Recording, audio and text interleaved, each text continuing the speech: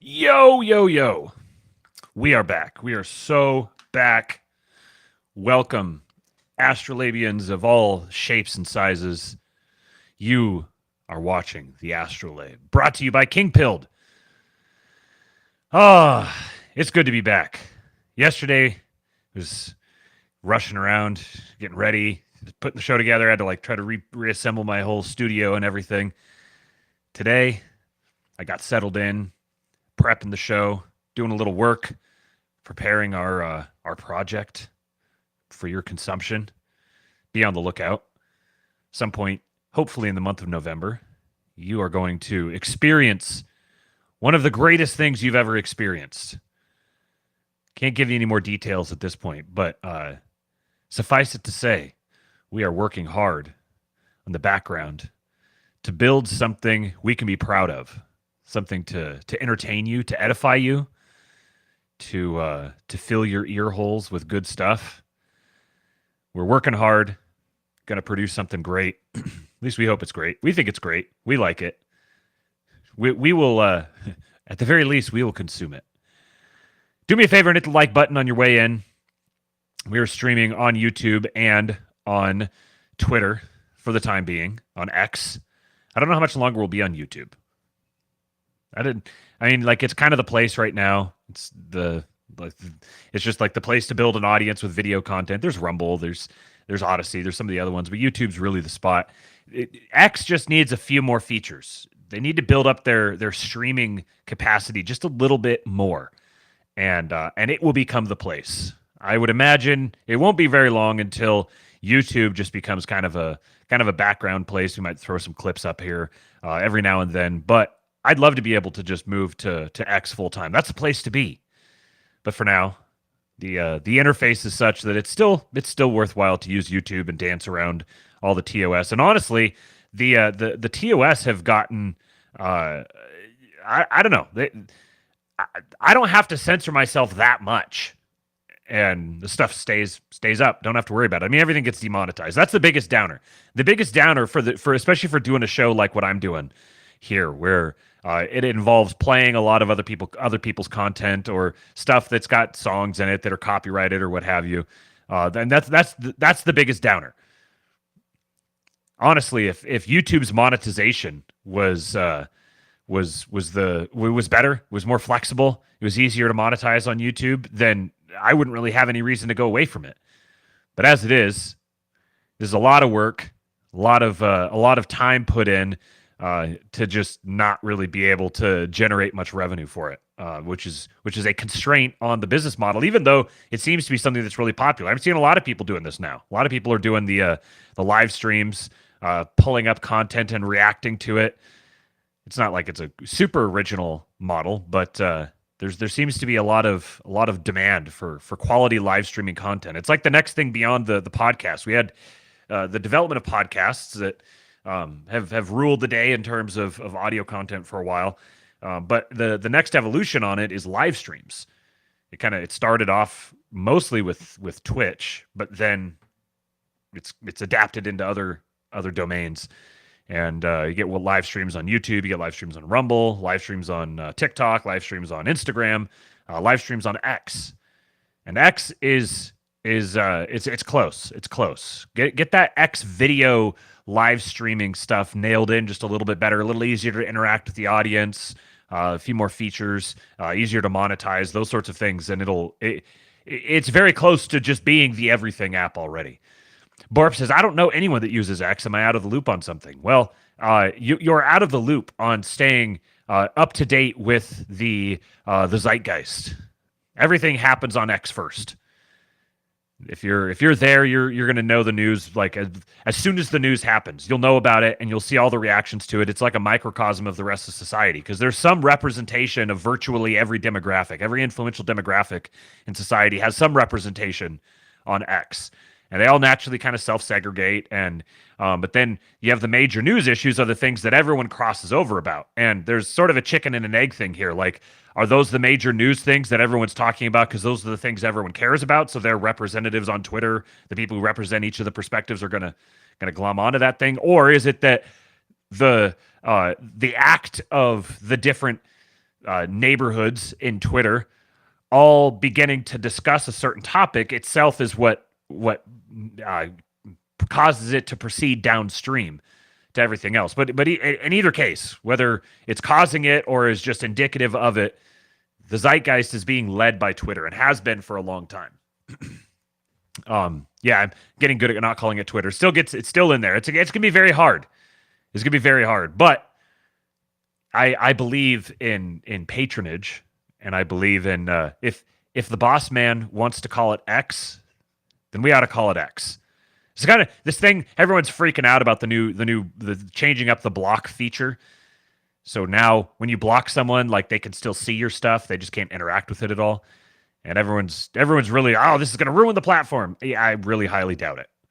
I really, really highly doubt that it's going to ruin the platform. There's been so many different feature changes that they came in and they made, and everyone threw a fit and had a cow, and there's no way this is going to work. And then we find out down the line that, yeah, everything's fine. So I have a very difficult time rallying forth any sort of enthusiasm one way or the other. They want to change the way the block feature works. All right, go change the way the block feature works. Because here's what I do know. If it is a catastrophic, terrible thing that makes the platform way worse to use, they're going to change it right back. There's no their track record is very well demonstrated at this point. So it's not something worth freaking out about. I do suspect that there is some kind of 4D chess sort of thing lurking behind that. That they're not doing this because they're not introducing this new feature or modifying an existing feature because it's going to strengthen the regime. There's something going on with it. The reason they gave was, I think, that there's been people who are able to hide behind a block and then do harmful things, and so they're trying to prevent that from happening. That's the sensible reason that they're providing. But I mean, it could be as simple as just encouraging more activity, more interaction. You're going to get more screenshots. You're going to you got to remember also that the purpose of X is one of the major purposes of it is a data gathering instrument. So they're going to do the things that are pro accumulation of data, and not just accumulation of data, but accumulation of quality data, not just noise, but the signal that comes with it. So yeah, these are all things that I can't. It's not like you're going to freak out about it and it's going to change something. Like if they've gone to the point where they're rolling it out like this, and the sort of observations you're making about it are, it's not like you have some clever thing nobody thought of. Oh, getting rid of the block function is going to do XYZ super clever original thing I came up with. No, everyone's like, oh, if you block it, then people will still be able to see me. And yeah, right. You're just describing the feature of it, except you're saying you don't like it. Well, I'm sure they considered the fact that there was going to be people who don't like it. So saying I don't like it isn't going to change anything. If you have some original, whatever insight that maybe people wouldn't have thought of, then that might be worth amplifying. Because we do know that they listen. There's plenty of them, plenty of their guys amongst our guys, and they obviously are tuned into our guys. So there is some utility in complaining about certain things when they suck. But this sort of thing just, I don't care. Kate says, changing the block feature so you can still see the person's tweets that's blocking you makes for a much more masculine space. No one can covertly hide behind the block like a little bitch. That's a good point. The woman has spoken. If you complain about them changing the block function, you are outing yourself as a little bitch. She has spoken. We must listen. Ian says that can also diminish echo chambers, especially the left's bubbles. Yeah, like changing the blue check feature was unironically one of the most significant things to happen in American political history. Because the blue check phenomenon was something that was weaponized by the power base that essentially is basically like a bunch of shit-lib millennials and their handlers, but they basically took over the Democratic Party and have absolutely destroyed it, driven it right into an iceberg. But Twitter was one of the things that they used to accomplish that. And having the blue check feature and using that to craft narratives, I watched this happen for like a decade. It became very obvious that you see this happen enough times. Like a narrative starts up, and the first place you see it is on Twitter amongst these little circles. You get the quickly spun up news article about how people are saying, and the source that they use is 3 egg profile random accounts complaining about something in the mentions of some big blue check account. I was like, oh, this is a narrative formation mechanism, and they're weaponizing it. So taking over the town square of the internet and then completely subverting the prime credentialing mechanism was a massive strategic, political, I'd even go so far as to say military level move. Because not only did they just destroy the existing mechanism, but they transformed it into a countervailing mechanism. Because now the people who are willing to give money to Elon by subscribing to the platform, like the act of subscribing itself is a political statement. It at the very least, shows your total ambivalence to the regime narrative, if you're willing to pay for Twitter. And so then having the check mark now indicates not just antipathy or not just sympathy for the regime, but potentially antipathy for it. Just completely transformed it. And then they have the monetization structure that everyone complained about. Oh, you ads in the replies of people with a blue check. So if you have a blue check, you're paying for it. You've reached the sufficient engagement numbers on a consistent enough basis. So you're someone who's actually providing value to the platform, which should merit being paid for it. Well, it's like people seeing ads in the replies is what you get the ad revenue from. Replies to your tweets. But this means that anybody who's paying for the platform isn't going to see those ads. So the people who are paying the platform are paying for the platform are not contributing directly to the revenue generated on the platform. Well, now they just changed that. So now it's actually it has to do with, I think, engagement with blue check people engaging with other blue check people. So they're leveraging the monetization features on the platform to encourage activity on the platform and investment in the platform. So if you're willing to invest your time and your money into the platform, it'll pay you back out again, aligning the incentives. It's just amazing that this is one of half a dozen companies that Elon is completely transforming industries with.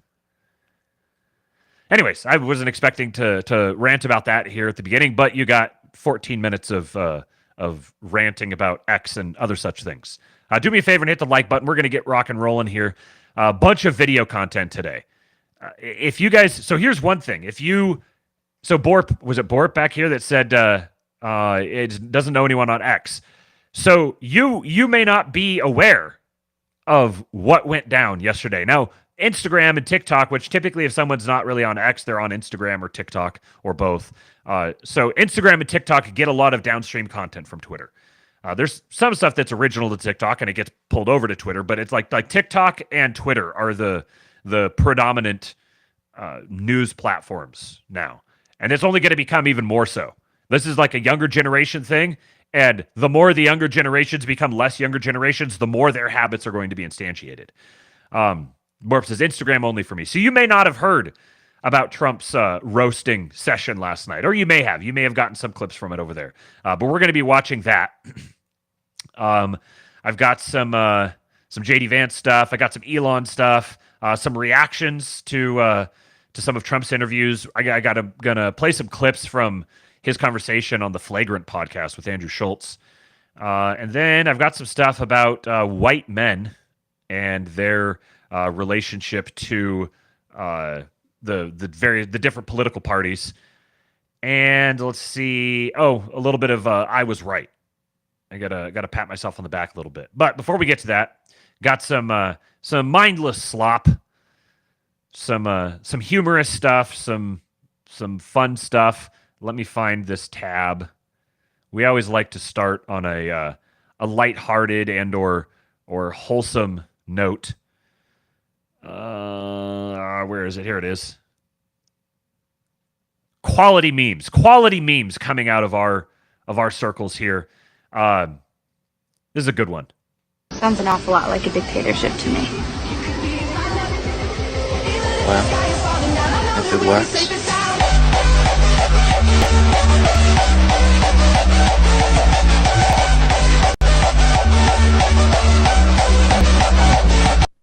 This is like one of the best propaganda mechanisms I've ever seen. These kinds of videos, I could just consume them all day, just nonstop. I love whoever came up with this idea. The like super sped up, kind of blown out EDM over black and white pictures of no people. Oh, just Kino. Absolute Kino. I got another one here. Oh, I put it out of order. Oh no, where is it? Okay, I got another similar one. We'll get to it later. I remember where I put it. Before we get to that, little bit from one of my favorite comedians of all time. I've had entire long bits of Brian Regan stuff memorized. This is one of my autisms when I was younger, is watching stand-up comedy or debates and memorizing them. Just watching them, listening to them so many times that I memorized the meter, the pacing, the all of it, and could just do it on command. VeggieTales songs was another one. Just memorized VeggieTales songs and could do all the impressions, sing them all exactly. Lion King soundtrack when I was even younger, like 4. I was obsessed with the Lion King soundtrack. Anyways, Brian Regan is one of those. Had a lot of his stuff memorized for a really long time. This is a good one. I've heard it before. It came across my timeline, and I was like, yeah, I gotta do some Brian Regan. You guys are gonna relate to this. My wife and I have a good friend who got divorced about 6 months ago, and neither of us had seen him since his divorce. I went golfing with him last week. First time I'd seen him since then. I get back from golf, and my wife goes, "How's Gary?" I don't know.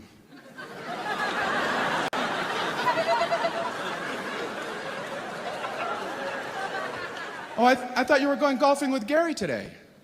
Well, I did. And you don't know how he's doing?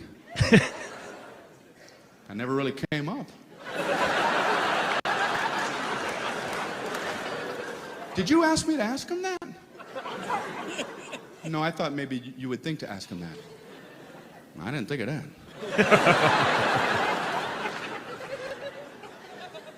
Well, is he dating anyone? I don't know. How would I know something like that? Were you two in the same golf cart? Yeah. You're kidding me. You were in the same golf cart for 4 hours, and you don't know if he's dating anyone? I know he's got a new driver. So true, King. How is that possible that wouldn't come up? How is that possible that would come up? 150 markers right there. You're probably at about 135. Are you dating anyone?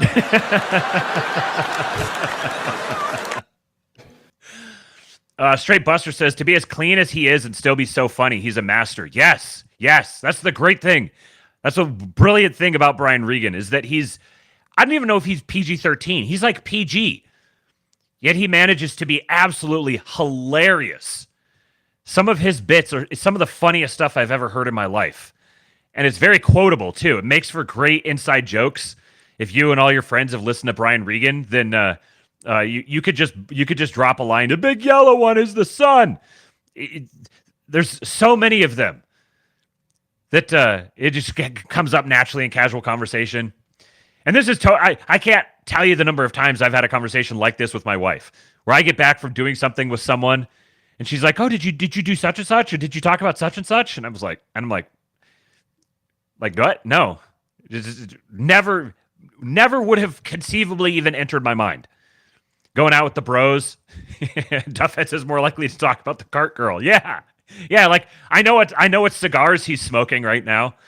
I know what business deals he's working on. We talked a lot about sports and fantasy football. You know, I know I could probably tell you his entire lineup and like what round he drafted them in and why he did and what he was thinking and the strategy behind it. Might have a long conversation about the pros and cons of cover two defense. But is he dating anyone? Yeah, no. I have no idea. And this is a great thing, women. You don't want men to not be this way. We'll drive you crazy. You want us to be this way. Just like you drive us crazy, and we still want you to be that way too. Cart Girl is a 10 on the course and a 5 anywhere else. Yeah, right. Boxing! I got 2 boxing of donuts. Okay. Let's keep it moving along here. That clip was a little quiet. Let me know. That I sounded like that clip was a little quiet to me, so I pulled the volume up. I'm just kind of guessing and hoping I'm doing right here. I'm going to pull it back down again because I don't know how loud this clip is. And I listened to it on my phone, so I don't know how it's going to come through on here. But something nice and wholesome. 2 little girls who survived Hurricane Helene in North Carolina singing "Yes, Jesus Loves Me." The mudslides destroyed their entire home, but not their faith.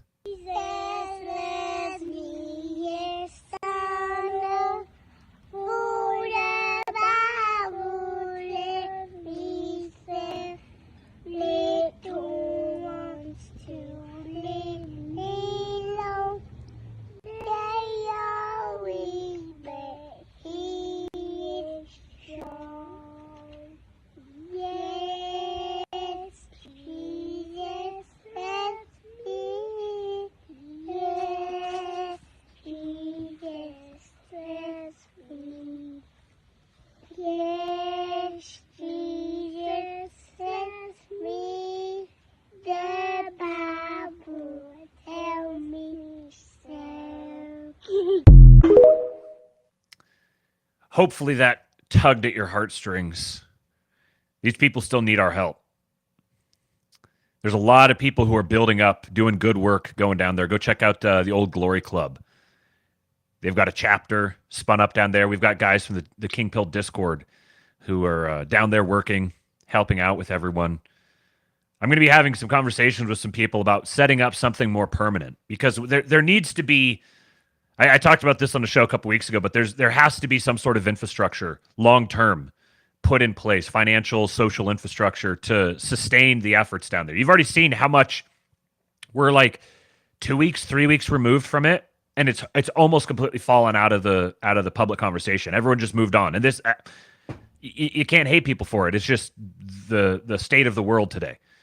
You knew it was going to happen. This is why we have to go out of our way to keep it on our radar, keep plugged into these communities, figuring out what they need. Go listen to the Old Glory Club episode from, was it yesterday? I listened to it last night. I think it streamed yesterday, the most recent one. And Not Me, Not You on there gives some intel, and he and Charlemagne both have some really good tips about what kinds of things people need down there. The biggest one, propane. You cannot send enough propane to them. There's a cold snap that's coming in now. Winter's almost here. It gets cold there. It was cold there when I was there. It was down in the 30s at night. I mean, I wasn't in North Carolina, but I was in Appalachia, broadly speaking, on the north side and the south side. And in both places, I had nights down in the 30s. So these people have lost everything. They don't have the infrastructure. They don't have heat, running water, the ability to have like warm showers. That doesn't exist. They need clothes. They need food. They need just about everything, but especially they're going to need propane because so much else is going to depend upon that, and they're going to be burning through it fast. So go get connected to the Old Glory Club, plug in with them, the work that they're doing down there. Or if you know anybody else that's trustworthy, you know that the money that you're providing or the resources that you're providing are actually going to go to the people who need them and not get skimmed off. And then stay tuned because Old Glory Club is working on setting up something more long-term and official. And then I've got some of the guys in the King Pill Discord that I'm going to be talking with about whether we set something up ourselves or we get plugged in with people who do and provide support there. I'll keep you guys updated on everything that I'm hearing, and so we can keep this on our radar. I'll say I learned something very interesting yesterday about a particular piece of media that's going to be coming soon. Not associated or affiliated with me or anything I'm working on, but there are some very interesting subcultures on the internet that are crossing over. It's a massive, massive white pill. I'll say that now because if someone's needing a white pill out there, just know that there's one coming. It's a big, big deal. Okay. Another good wholesome clip here from Brian Romelli. It was 1966, and this 99-year-old was out for a run. He talks about how he stayed healthy. It's very early morning in Golden Gate Park.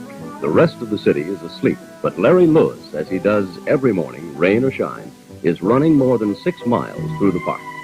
What makes this more than a routine exercise is that Larry Lewis is 99 years old. Religion is something that I believe in the supreme being, and I follow it very, very close. Well, as far as losing your friends, I wish that every man that I know of had as many as I have around the entire world. When you make a friend, hold him. Thank God I've done that. It's very... This dude was born in the 1860s. Imagine that. Born in the 1860s, and he's out here wearing a San Francisco Giants hat. It was early San morning Francisco. Was that 66? Wonder if that were they weren't in San Francisco yet by then. What was that? It looks like San Francisco. Maybe they were. That's deep lore. Yeah, he looks 10 years younger, and he moves like 50 years younger. What an absolute boss. They don't make him like this anymore. The older, I mean, this guy's about, what is that, 70 years, 80 years prior to the boomers. But this is one of the great things about these older generations is the stories that they've retained, some of the disciplines and stuff that they've held on to. We're going to miss the boomers when they're gone, folks. One guy we don't have to miss because he's all over the place. They just can't keep him down. How's that for a segue? Alex Jones is evolving like a Pokemon. I don't fight tyranny because I hate the tyrants. Oh, I do hate them. I do it because I love the people behind me I'm defending. I don't know how all this is going to end, but if you want to fight, you better believe you got one. I've been holding back my real capabilities. Almost a shame of it's a little scary. I have decided I'm just now accessing the genetic memory codes to release my full potential against the New World Order. Good luck, globalist. Because if you thought Alex Jones was a problem before, I want you to throw everything you got at it. Whatever you think it is you need to do.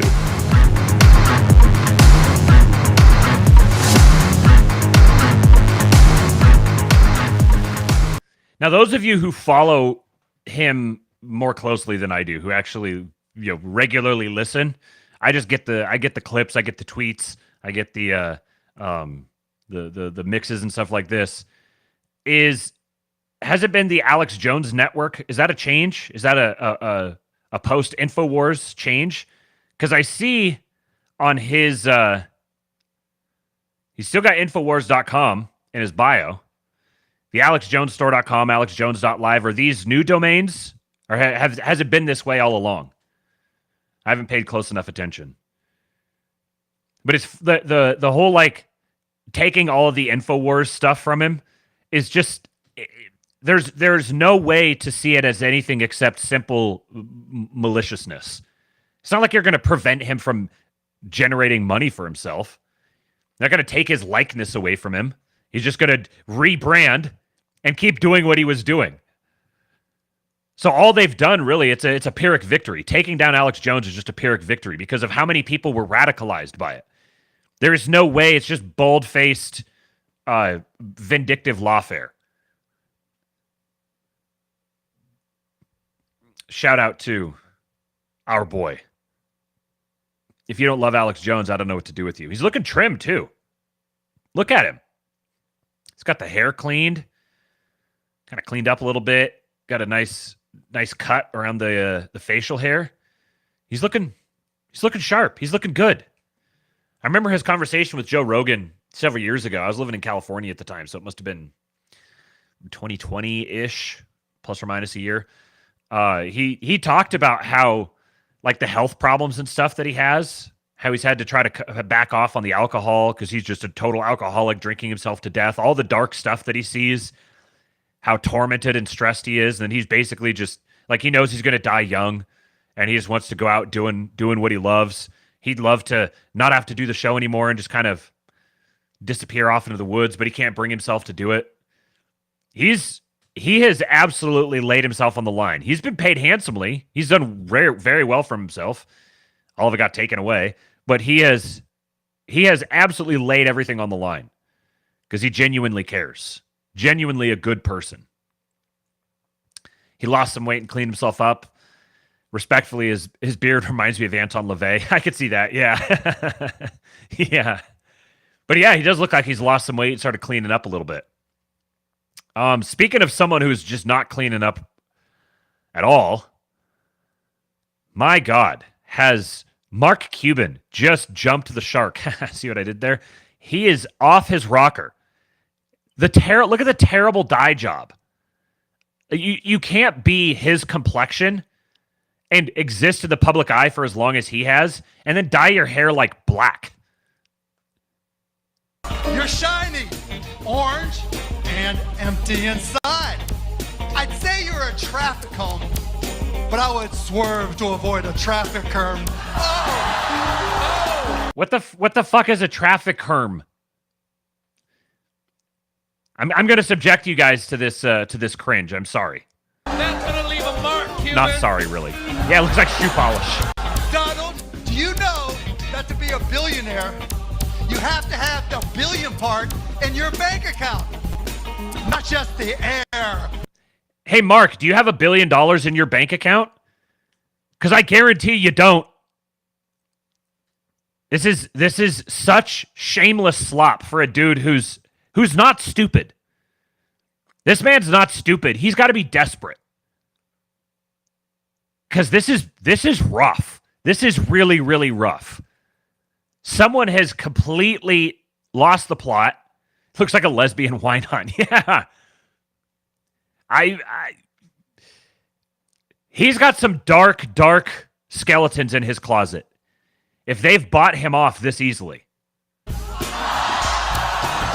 you just fell into the shark tank. Donald, I know you have no shot with Hispanics, because there's no way in hell you're getting the Cuban vote.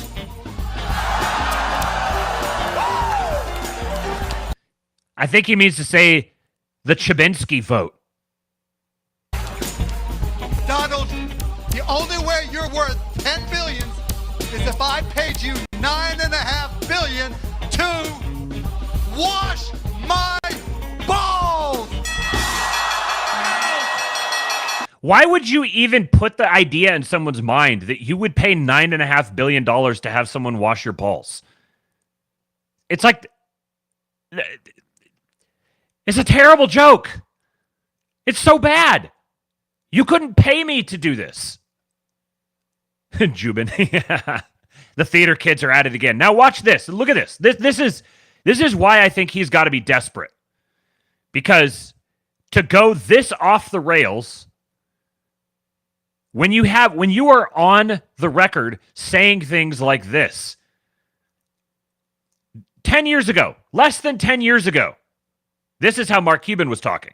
So one would call you a Democrat. No, hell no. Look, there's different things for different reasons, right? Would you be comfortable with a capitalist like Donald Trump being our president? Yeah, I don't have a problem with it. I like Donald, and he's smart. You know, like a lot of candidates and politicians, you vote for not what they say, but knowing that 99% of they say won't come true, what they'll do once they get it. Who's going to follow through? And do I think he's smart enough to figure that out and then just do the right thing after he's elected? Yes. And then Hillary and Bernie say, okay, tax the 1% and that'll pay for everything. Doesn't work, right? Won't work. Magoo. No, Trump is gay because his dick is in my mouth. Cuban logic. You know, Hillary's pay for college. Her plan is ridiculous. It'll increase college costs, not reduce. You know, so they don't think them through. You said, you know, Trump, I get it.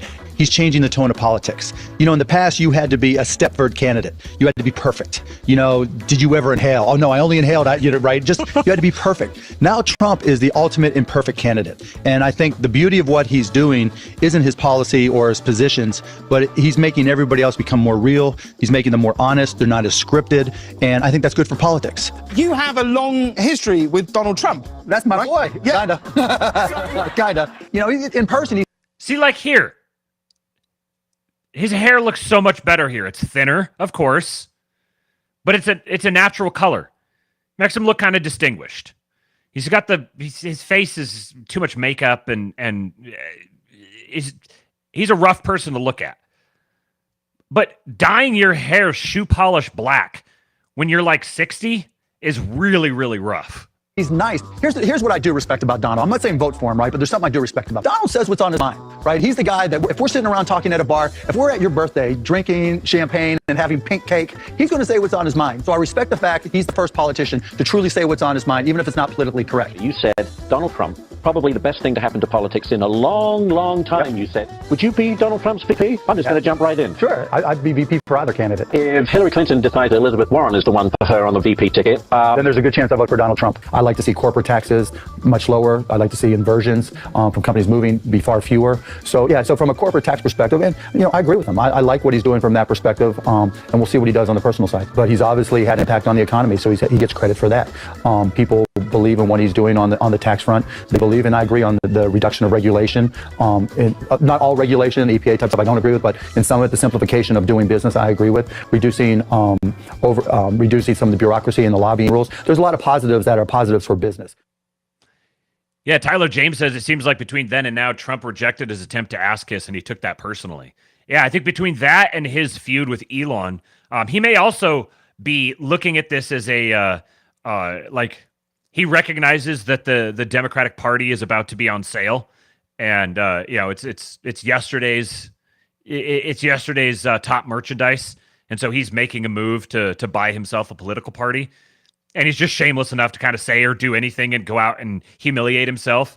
But you can also see the mimetic rivalry in here. To give a shout out to our boy Jason Miranchuk over at Miranchuk Now. Cuban and Michael Moore on inverse trajectories. Who'd have thunk it? No kidding. Isn't that wild? You can see this mimetic rivalry thing. Like he's like, oh, well, Elon goes out and jumps around and does goofy stuff. So I'm going to go out and I'm going to jump around and do goofy stuff. But Elon is 500 times the man he is. And Elon has like autism charm. Cuban does not have autism charm. I probably can't say on YouTube what he has. I saw a tweet the other day that said that Mexicans believe that they live in the United States of America, and it's more true than they might realize. Yeah, Mark Cuban does not have autism charm. He's very slimy. The way that things are going, his bagel charm. Yeah, there you go. Yeah, Elon does goofy stuff, not gay stuff. The way things are going, like Cuban is just like, sure, okay, you're going to go buy yourself a political party, but the time to buy a political party is not when it's the outer party, not when it's becoming the outer party. When it's been the outer party and it's available for sale, that's the time you step in. This is like he's not buying the trough here. He's buying the top of the collapse. It's like the second worst time to buy. I got some more stuff on the indicators for that, but before we get to that, we have to contrast with our delightful, lovable goofball. Milo says, until Donald Trump and Elon Musk, it had been decades since anyone with this much to lose spoke so freely, truthfully, and normally in public. Now we are blessed with two of them. These happy afternoons, pregnant with potential, can become revolution if we want it. The dude has like barely got 2 functional neurons, so you know it's like, and he just seems to be at the beach a lot, and so he's obviously not in charge. So I mean, when the polls started going low on Biden, he was saying, oh, he's staying in the race, but then I guess the real powers that be told him he's not. You know. It's like, so who is it that's behind him? We know Obama, okay, but Obama. The Rothschilds. I'm just as curious as you are. BlackRock. It is. As far as I can determine, there isn't any. The context for this is Elon is campaigning around Pennsylvania, going to a bunch of different town halls. To give you, think about the stuff that we've talked about with Tesla, with Starlink, with SpaceX, his intimate involvement in the response to Helene in North Carolina, and then going out for this big Tesla product launch, and then having this massive thing that happens with SpaceX, and duking it out with the EU and Brazil. And then he's also committing himself to going around and doing these rallies in Pennsylvania, rallying for Trump. It was not that long ago. It was like 3 months ago that somebody said something about him giving money to Trump. And he was like, no, I haven't given money to either candidate. They were totally like arm's length. It's obvious now that this was complete kayfabe. There's no way that they spun up this whole thing over the course of a couple of weeks. This has been in the works for a very long time. He and Trump are playing footsie. And then they when they were deep in conversation, when they were deep in the planning mode, they were still playing like they're playing footsie in public. But it's obvious something like this has been in the works for a very long time. And it's a huge priority for him. Because in the midst of all this other stuff that he's doing, he's out here giving these speeches and hobnobbing with people and genuinely campaigning for Trump. Any one sort of puppet master. It's more like there's 1,000 or I don't know, a lot. But I mean, I'd like to talk to them to understand more about, listen, what are your goals, puppet masters? I'm just curious. I mean, maybe I agree with some of them. It's possible. But it's just obvious that Biden's not in charge. It's obvious that Kamala's not in charge. I mean, they just replaced the Biden puppet with the Kamala puppet. Very obviously. And it's, you can tell, like, if the teleprompter stops working, then the puppet breaks. And it's like, oh. the puppet just starts looping because the teleprompter broke. I don't have a teleprompter. I can just talk like a normal human. So I mean, I think it's not, from what I can tell, it's not one puppet master, it's many, but, interesting to see the crossover between the Epstein client list and Kamala's puppet masters. Ooh. I bet there's a lot of names that appear in both lists. Oh, throwing some shade. You could tell it gave him a little rush to say that. He kind of got a little, oh, look at me playing the game. But that was a planned remark. He and Tucker discussed that as well. And I think Slosher asked, what do you think that caused him to come more out in the open? He says, I think it was too obvious that he was on Trump's side and he had effectively crossed the Rubicon. He had to go all in. I think that's probably part of it. I think it was planned. I think it was planned that he was going to come out, but he was going to come out when it mattered.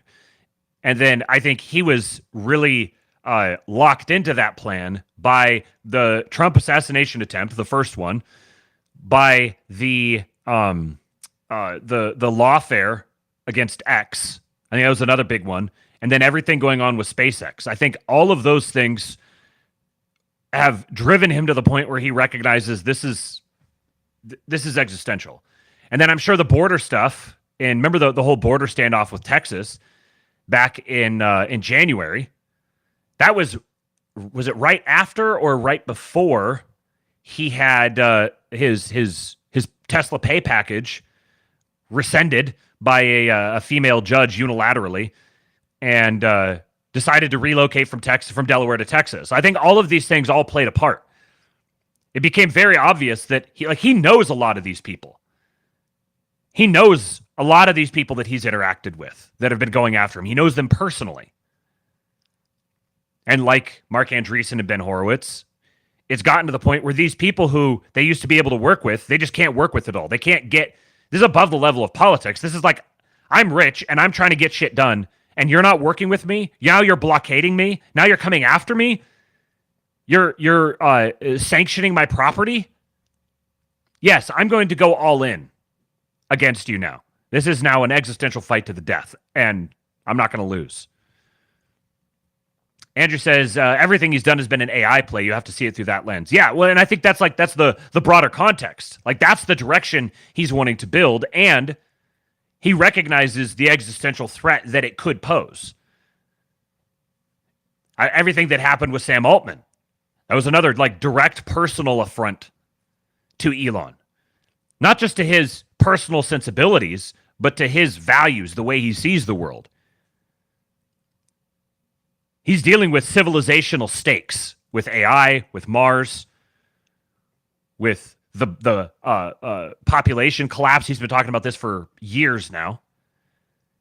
He's one of the few professional people in the public eye that really realizes what time it is.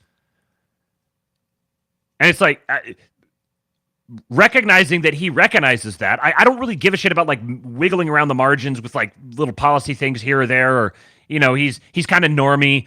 He's naturally like, he thinks socialism is a good word. You know, like, I don't care about that sort of stuff.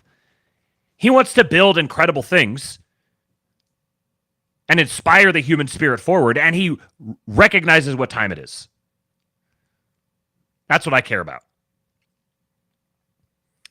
His Optimus robot is a private personal military and waiting for him. Yes. And then him losing his son. Yeah, all of these things. Andrew says, Twitter is how he's training his AI. Supporting Trump is how he's eliminating competing products. It doubles as him getting rid of people in his way of getting to Mars. Yes, I think all of this is true. These are all like the overwhelming reasons why he would go all in on something like this. Because the risks, he recognizes that he's putting himself at risk of complete ruin, being completely and utterly destroyed and left with no friends in the world and left to rot in a prison. He fully recognizes those are the potential stakes here.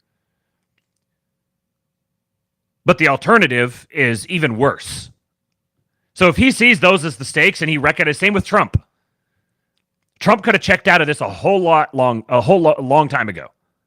There's no reason he had to stay in as long as he has, because the stakes that for him personally are immense, but it shows the actual genuine character that they have.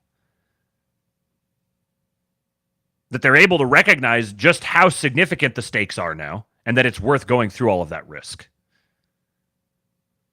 Another one from Elon here. So I've been making this prediction for a while. This is a longer one, so I'm going to speed it up. I've been making this prediction for a while that I think that the election is, as of right now, I would say 70% is decided in the courts for Trump. 25% it is known on election day. 5% there's some sort of bizarre skullduggery that just completely detonates the American experiment. I'm going to update it now. I'm going to update it, and I'm going to say 50% that it is decided in the courts. I'm going to say 48% it's known on election day, and 2% there's some sort of bizarre skullduggery. That's where I've moved. But part of the reason why I'm confident that if it were to go to the courts, the reason I'm confident about how it would pan out is because of people like Elon and their focus on the, let's say, voter squad. So notice his response here. And this is a great thing. We've got one of the most influential men in the world who's out here doing a town hall. This guy can make a story of anybody else on the planet. He is uniquely capable of creating a story if he wants to. And governing, controlling, manipulating that narrative. Of all human beings on the planet, he's probably the most capable of manufacturing a story or ensuring that something becomes a story. And here, he's just talking to some dude who brings something to his attention. My name is Gregory Stenstrom. I'm from here, Delaware County. So, two people who know me. In my hands, you asked earlier if you'd like to go to a hand count. We have 3 federal suits right now. One, because we know for a fact, and we have proof, that the election code and the machines in Dominion and Hardin Pacific are fraudulent here, right here in Delaware County. The Secretary of State for Elections, Jonathan Marks, admitted this in court last week. Wow, he did? In court, on a transcript. I didn't read about that. For some reason, Well, of course you didn't. For some reason, the How many people the here know legacy me? media forgot to report about that one. How many people here know me? I usually keep up with these things, and I did not know that. Well, we're also co-defendants. I usually keep up with these things. So this is something that he's been keeping track of. Leah Hoops and myself, also from Delaware County, were co-defendants with President Trump and Rudy Giuliani in a defamation suit where we proved over 952 days that there was massive election fraud in 2020. We proved in court. It's a matter of public record. We also have the proof that the election machines that are currently being used are fraudulent. We have videos right now that I can show you of ballot boxes being stuffed here in Delaware County, Montgomery County, Chester County, and across the state. Okay. We have that video. We have submitted this to the federal courts in 3 federal cases. We have a SCOTUS case right here. Yeah. And the SCOTUS case is just simple. It asks the DOJ to rescind their policy not to investigate election fraud. Which seems crazy. We are being blocked. Yeah, I mean, this DOJ is doing a great. Don't know. Just take the J out of the name. You know, Department of Injustice. What I'd like you to do, Elon, is I don't want to take too much time, and I know this is kind of a shock, but we have a book here, Parallel Election. I have a Supreme Court case, yeah, and I have the federal suits here. We've called your people. We've called the people who are supposed to be helping. We have hundreds of people right now ready. Yeah. They're out taking videos. They're training poll workers, and we are not getting support from many of the people in the first front rows here. And their pictures, if you want to know who they are in this book. Well, let's just.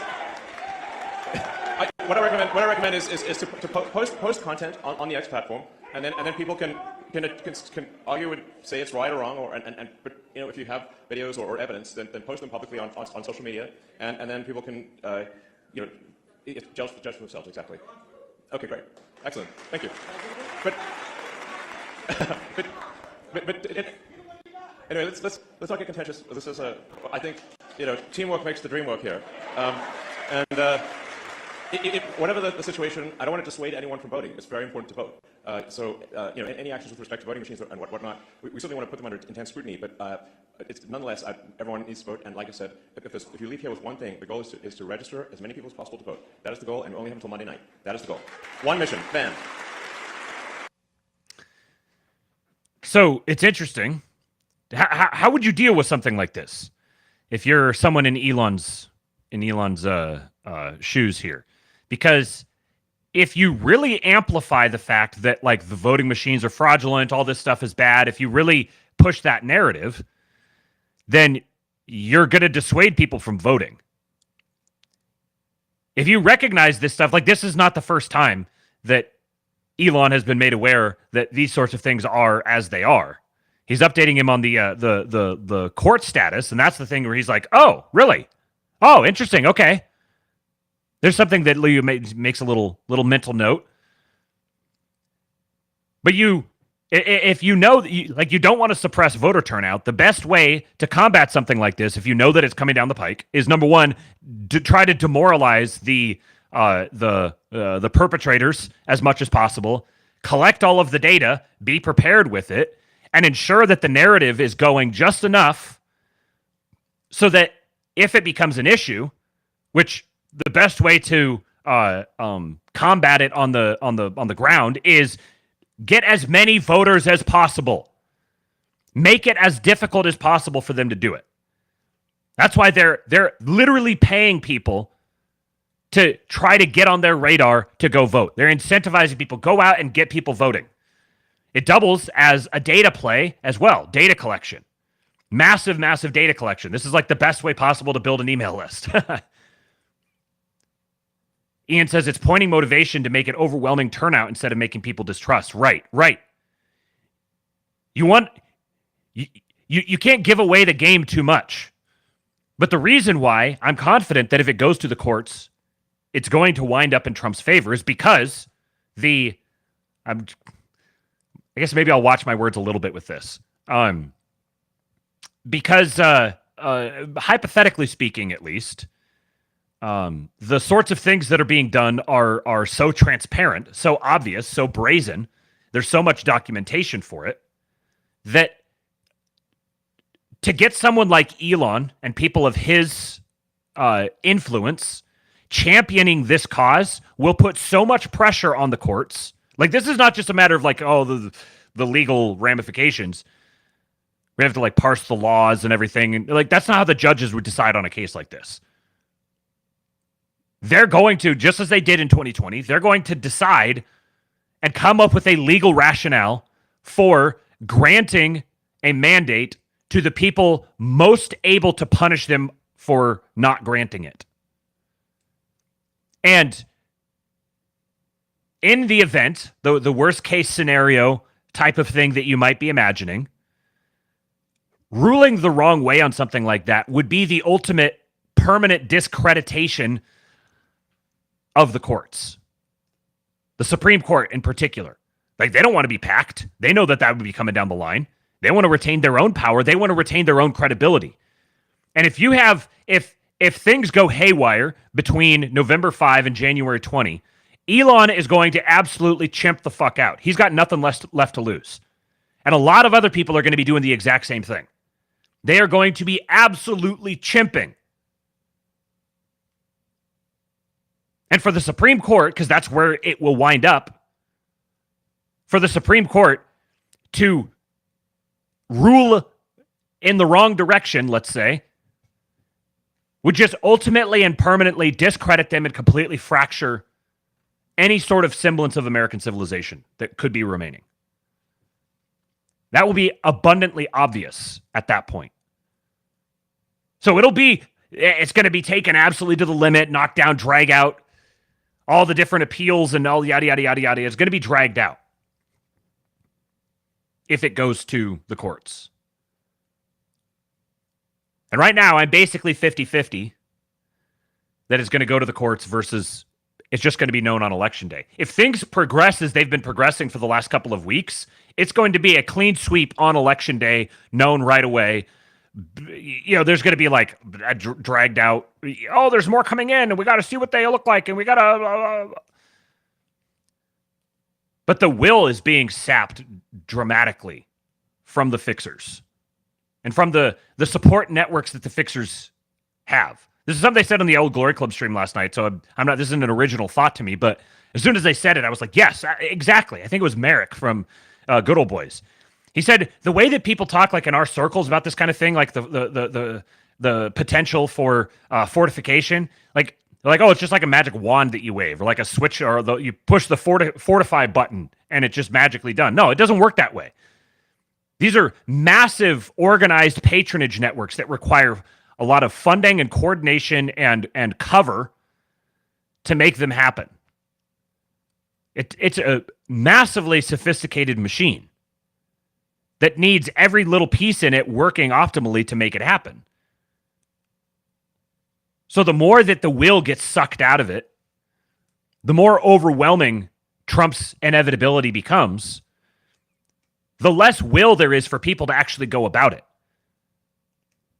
Because increasingly, you get more and more people at different levels of the hierarchy here who are like, I don't want to get myself in trouble. Like, it was one thing when we were doing this and we were just going to be assured of, the most powerful people have our back and everything's going to be hunky-dory. Like, that's one thing. But now I have to contend with the possibility, like, Trump is polling so far ahead. All of the powerful people are all starting to move behind him. I've got some more stuff on that here in a little bit. It doesn't take that many people to be like, hey, you know what? I'm calling in sick today. I don't want to put myself at risk of that sort of thing. It doesn't take that much.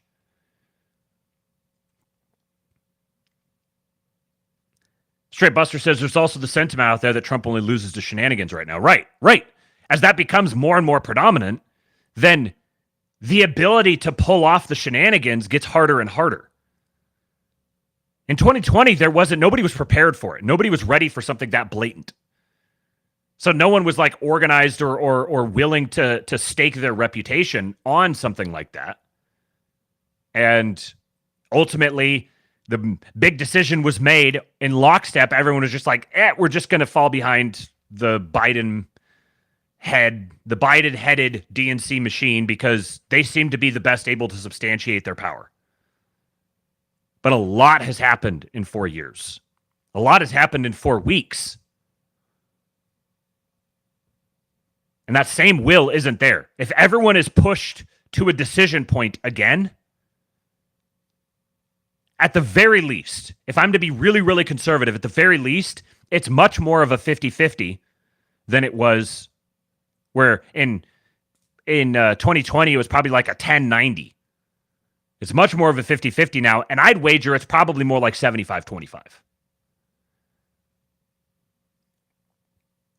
All right, I got some Trump clips here, including his roast. Before I get to the roast, one of our guys got himself on Fox News. This clip is great. We've got a question from Anthony in Wisconsin, a swing state, and it's about school choice. Listen to this. I am Anthony from Appleton, Wisconsin. I have high-functioning autism, but my autism means I am only allowed to go to public schools that teach things and promote things against my values and faith. This makes life hard and confusing. When you become president, what can you and JD Vance do to help other students like me to have a choice of schools? All right, which one of you is this? It's one of you guys. I know it.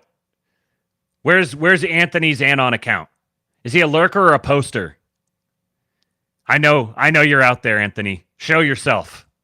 School choice. Well, thank you very much. And it's all about school choice. You know, that's one of the It's all biggest about things school on my choice. platform.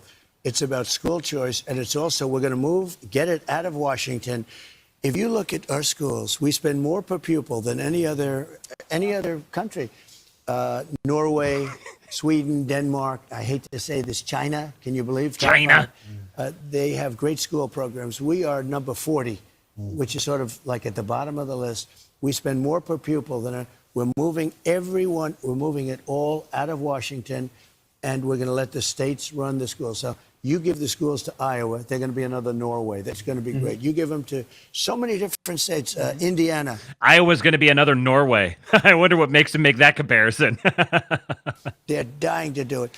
They can do it for less than half, and you will have those states competing with the best. Get rid of the Department of Education. It's going to go. And every building in Washington, you know, you go by Department of Education. I'm going to have one person working there, maybe with a secretary. I don't mean a secretary. You want it all. You want it all to be local now. Stenographer. No, not like a secretary, not like a cabinet secretary, like a woman. We want to make sure they're teaching English, right? Let's say reading, writing, and arithmetic. None of the books. Not transgender. We're not going to be heavy. What about our history? Well, and all of that. Absolutely. Mr. President. Shout out to Anthony. Between Anthony and this, I've never felt more represented by a presidential campaign. We're just gonna. It's almost a minute long. I've played enough like CBS or whatever. I'm sure the stream's already demonetized. Send me a super chat if you appreciate what I'm doing here. Send me a super chat to become a channel member. $5 a month. You could be a member of the King Pilled, and you get to participate in the members only streams. Gonna have another one coming up here for you guys soon. I dropped a couple. They've been made public now, but I dropped a couple. One with, or I did two with Emergent Perspective on the Hanseatic League. One is Elon is a one-man Hanseatic League, and then the Woke Mind Virus is a Hanseatic League.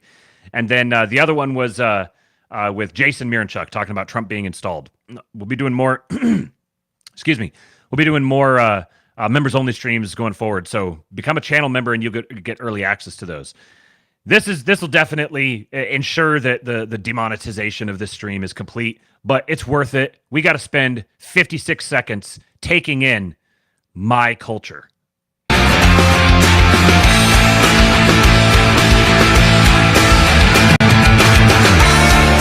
tried to be perfect, it just wasn't worth it. Nothing could ever be so wrong. It's hard to believe me, it never gets easy. I guess I knew that all along.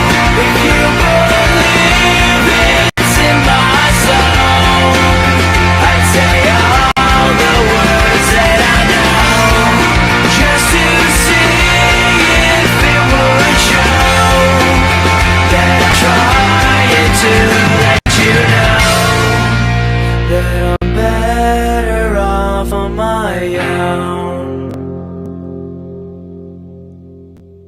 This is our VP. He's one of our guys. Never felt so represented. Speaking of our VP, when was the last time you heard a politician mention the importance of beautiful buildings?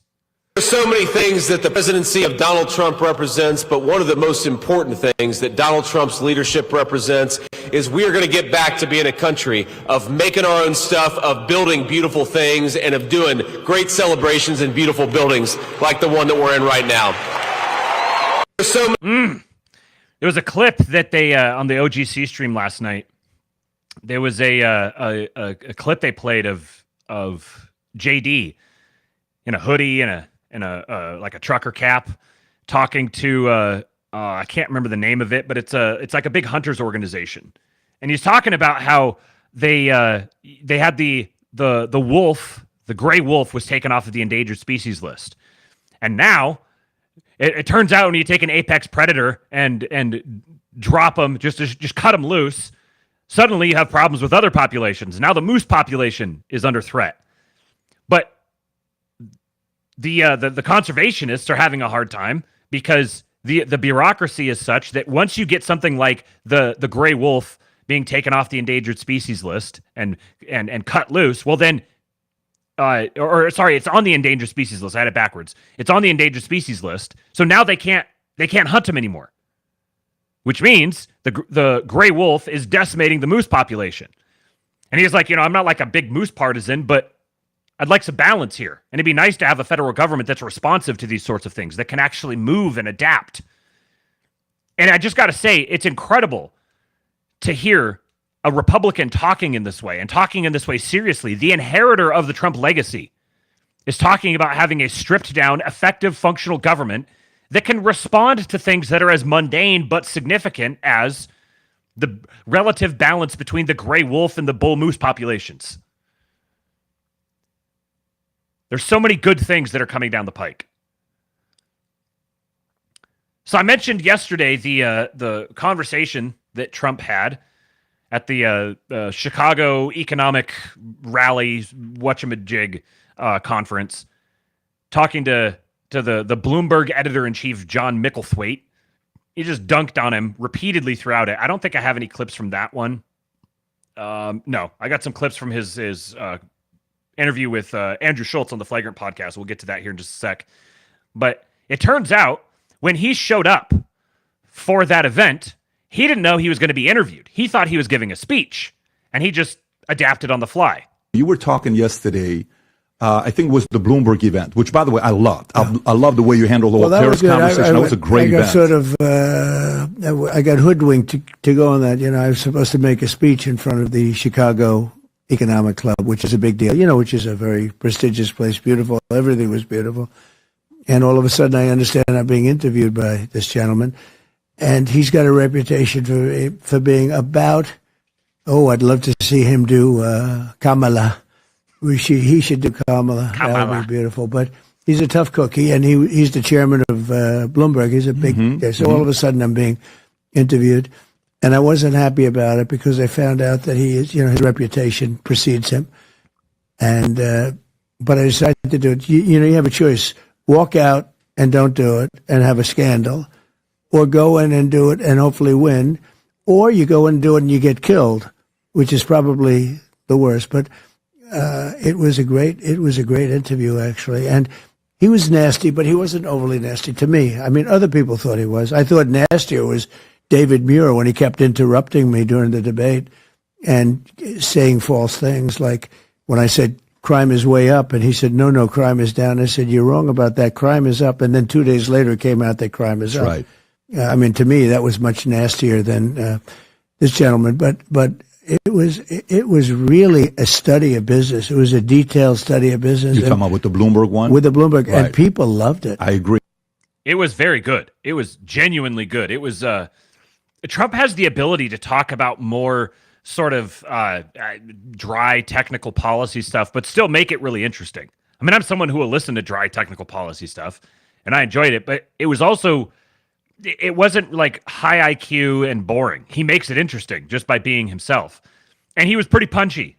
Hearing this it's not a surprise, because he came out a lot more pugilistic than he usually is, which made it just fantastic. And the crowd was just completely eating it up. Shout out to DC Woodworking with the $3 super chat, some cold hard American cash, the cash of the past, the cash of the future. Thank you, sir. Very much appreciate your support. Another Trump clip here. Trump's hitting 2016 form, dealing with a protester at Coachella now. Like, the dude is in Coachella. He's been all over the place. First he's in Chicago, then he's in Coachella, then he's talking to PBD. He's going to hit all these podcasts. The dude is busy.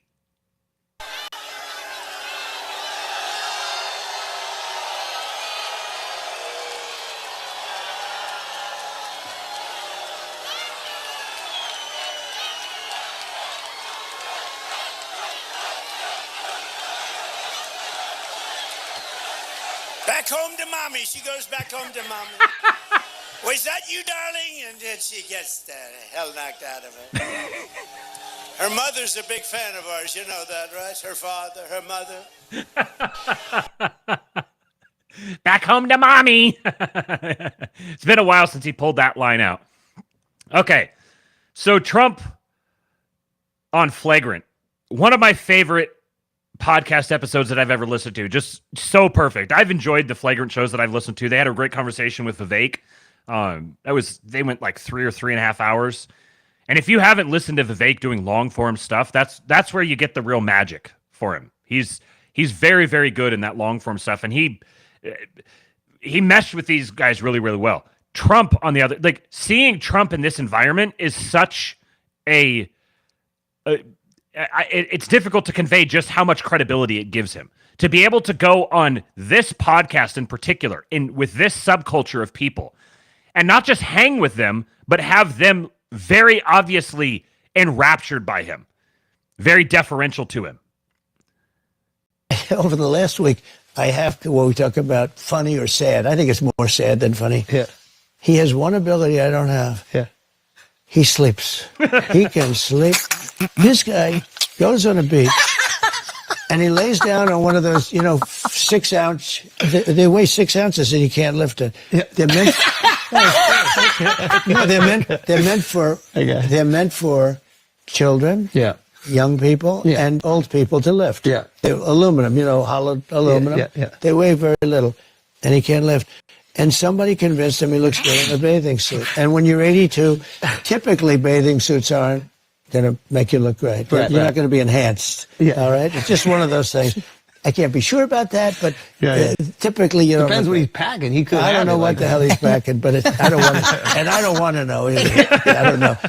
But he has an ability to fall asleep while on camera. He can lie down on one of those things, and in minutes, he's stone cold out. How does he do it? And he's got cameras because he's the president, so they have cameras on him. Yeah. And then they show him sleeping on the beach. Yeah.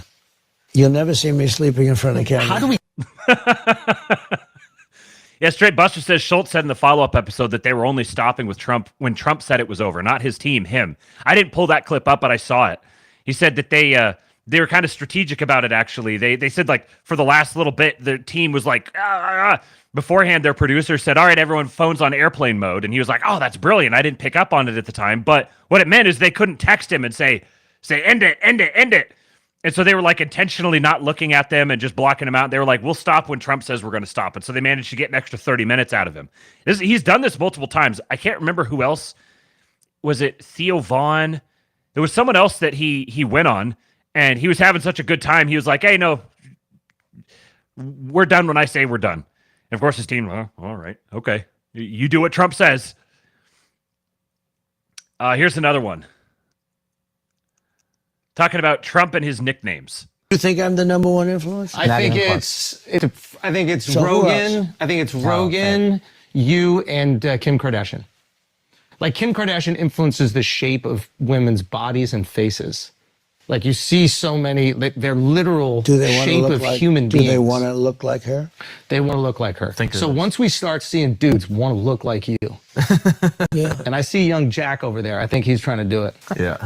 Your TikTok guy. TikTok Jack. TikTok Jack. TikTok Tell me. This is a little new world. I call him, his name is Jack. I call him TikTok Jack. I'm good with names, You are. You're very good with names. I mean, Pocahontas. Yeah. We have names. What about, and there was, Tampon Tim was good. What about, the problem with Tampon Tim, it's hard to say. Yeah. In other words, it's a mouthful. It's a lot. Tampon. And you can't stutter it through when you call it. It's really a lousy word to say. Yeah. But it's quite accurate, right? there are some, like Comrade Kamala. It's a little hard to say. She's comrade because she's obviously a communist. Yeah. She's horrible. So I call her Comrade. Yeah. And it's not bad. But when you put the names together, it's a little, you got to be able to no, you got to be able to put it out there. But we have a lot of good ones. A lot of them I can't go into with you because some of my best ones are from the Republican primaries. Oh yeah. And they're all friends of mine now.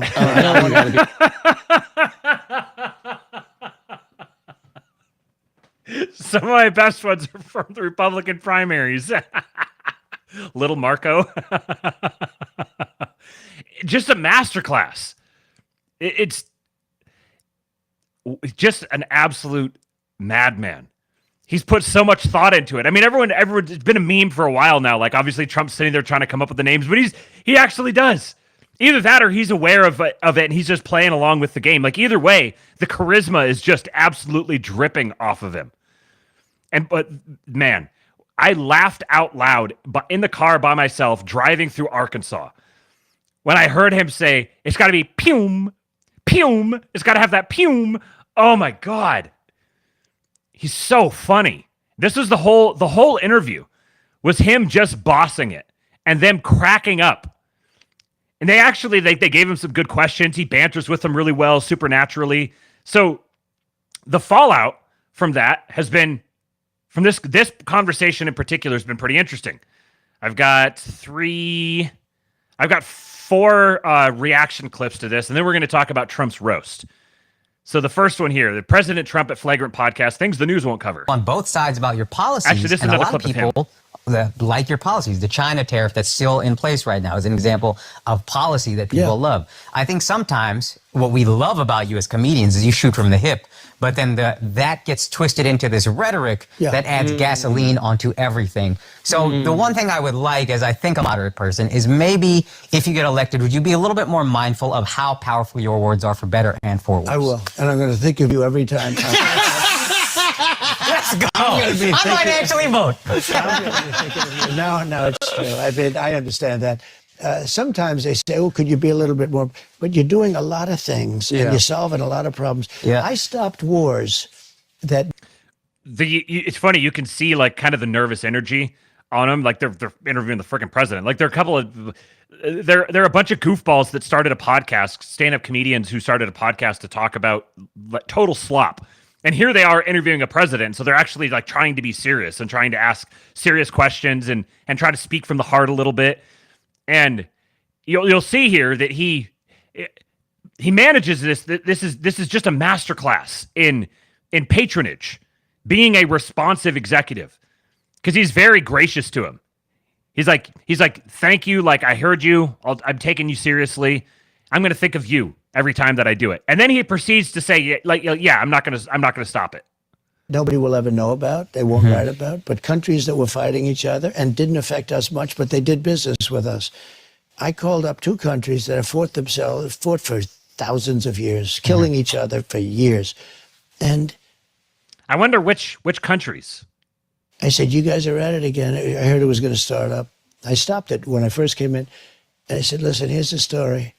If you go to war with each other, I could give you the details, but I don't even want to bother because it's nice now.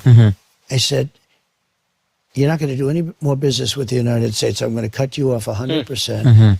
And if you do get through, I'm going to charge you 200% tariffs. You won't be able to survive. So work it out. Work it out. You know, it was a country that split, and they've been fighting for years, the two halves. So that was, I think, like thousands. It's very obvious who he's talking about. These 2 countries that have been fighting for thousands of years. It was one country split into 2. Now it's fine. I'm not going to say it publicly. Now it's all good. Everything's all peaceful. I get a call, and I forget about it. But I had a rough call with them, and I said, I'm going to charge you tariffs, and you're going to be cut off. No more business, and if they don't have the United States, it's a problem. Yeah. And we have to keep it that way. We have to keep our country strong so we can do this. I mean, if our country is weak, we don't have that. You know, if we keep getting weaker and weaker, which is happening, we're not going to let that happen. So I get a call 2 days later. Sir, we've worked it all out. Thank you very much. And I go about my business. I saved thousands of lives, hundreds of thousands of lives. They've been killing each other for years, for centuries. And I saved thousands of lives. And nobody writes about it. Many people don't even know that's the reason, you know. Okay. So now here's the reactions. First of all, Andrew Schulz had a little personal consequence. And we get an email 3.5 hours out. And 3.5 hours after the interview, they cancel shows. Read the exact email, because they're canceling my shows, but they're also begging Live Nation to not cancel future shows with them. Like they still want business, but they're like, just not this guy. Now, I don't know if it's a Trump interview, but the day before it came out, we were ready to go and we were going on sale this week.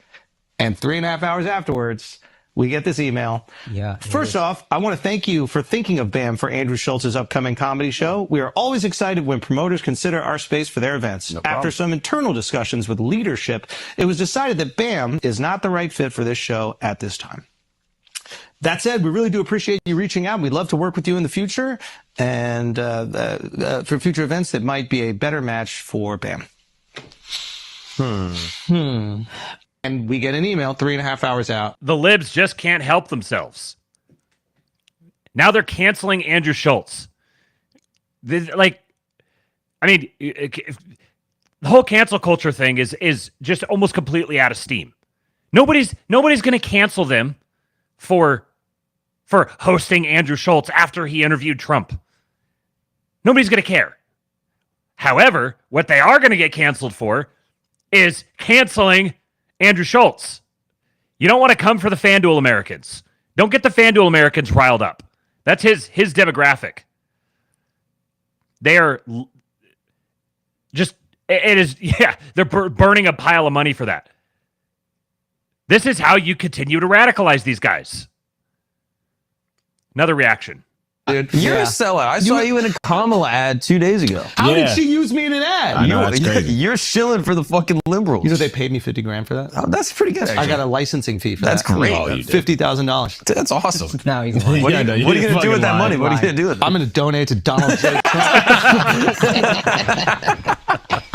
Now we're talking. Dude. And then, so that obviously he's messing around there. There was something else. I didn't pull this clip, but I saw Magoo said his reaction to this episode is great. He's going to win by a landslide, and everyone's been giving me the approval head nod everywhere I go since the F came out. Yeah, he said that it's like when you have that guy that is like your hookup for the illicit substances, and you see him out on the street, and you're just kind of like, "Yeah, what's up?" People are reacting to it that way, apparently. This one's interesting. Talking to Charlemagne the God and talking about the reaction to this podcast. Like, if you guys haven't followed, aren't really like aware of this subculture, the stand-up comedy, music, sports, like all the slop. This is like mainstream slop content for the FanDuel Americans. This is a huge, huge, huge demographic.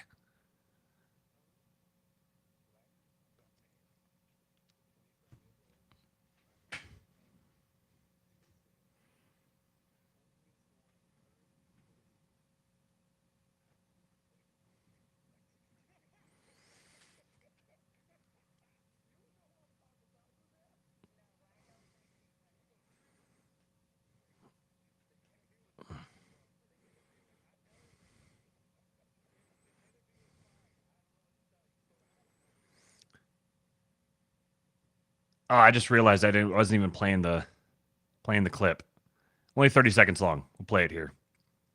Young black man, 20-something years old. I'm not gonna say his name. I should say his name. He comes to me this morning. He turns me. He goes, "Flavor's gonna get Trump elected." You would know who I'm talking about. You were there? No, but I know exactly who you're talking about. He goes, "Bro, Flavor's gonna get Trump." The interview was fire, bro. The interview, and listen, the interview was fire. I don't know what to tell you. So, Alan, their whole demographic of the guys that would listen to them. I mean, there's plenty of our guys. There's plenty of Trump voters that do listen to them, but they aren't producing content for Trump voters. Charlemagne, in particular, has not been friendly whatsoever to the entire. He's like an archetype of the media culture that would not be friendly to him, but he's been coming along for a while. They talked to Vivek. These are the types of signals that this is the predominant American culture. The predominant American culture has just coming to terms with Trump. He is the mainstream candidate now. Andrew says, I'd guess Armenia and Azerbaijan as well. Israel's not fine right now and hasn't had centuries of bloodshed, and I doubt he'd refer to it as two different countries. Right, yeah, I was thinking India, Pakistan. I guess it might be Armenia and Azerbaijan, but I was thinking India, Pakistan. Okay. We're going to do a little bit more here in a minute about white men and their representation. But first of all, our guy, man. Even I was shocked at these jokes that Trump was dropping at the Al Smith Memorial Foundation yesterday. Got Chuck Schumer right next to him, Jim Gaffigan. Letitia James was back up here behind him. Got a bishop. Listen, I'm starting it off with the big one. This was probably the spiciest joke that he made all night. I cannot believe he made it, and I love him eternally for it. There's a group called... That's really quiet. So let me pull the volume up. There's a group called White Dudes for Harris. Have you seen this? White Dudes for Harris. Anybody know? Are some of you here? White Dudes for Harris. Doesn't sound like it. But I'm not worried about them at all because their wives and their wives' lovers are all voting for me. Every one of those people is voting. He's straight up called White Dudes for Harris cocks. Someone quote tweeted this with a picture of Destiny. I really want to know who wrote these jokes for him. Because I don't think that Trump was the one coming up with all of these. Obviously, they probably screened it by him. He had one here where I think I've got it, of him taking a shot at Chuck Schumer, and he said that he told him ahead of time that he was going to do it, and Chuck was like, yeah, you got to do it. Yeah, this one here. Chuck Schumer is here looking very glum. Doesn't he look glum? He looks glum.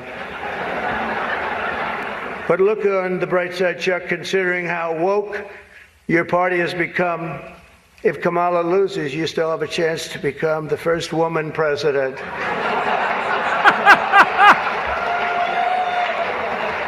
And I actually said, do you mind if I do that? And he said, no, you got to do what you got to do. He's a pro. He's a professional. Chuck Schumer. This is the vibe shift is happening so quickly. I tweeted this yesterday that the shift is happening so fast now that I'm even starting to suspect that that Trump's inevitable election is it is inevitable, and there's not even going to be any violence. There's not going to be riots, like all of that stuff. The whole BLM thing of 2020, all of that, it's well documented. They had that on a string. Like these were sponsored. They were set up. They were coordinated. They weren't organic at all. All the foot soldiers, like they go out and they do this because they're getting paid to do it. They're not just going to go do it for the fun of it. Especially if the vibe has shifted so much that there's no will for it anymore. This is another really spicy one. I used to think the Democrats were crazy for saying that men have periods, but then I met Tim Walz. Even the bishop's cracking up. This is someone needs to do a mashup of Trump getting roasted by Obama and just sitting there just like, huh, okay. All right. I see how this is.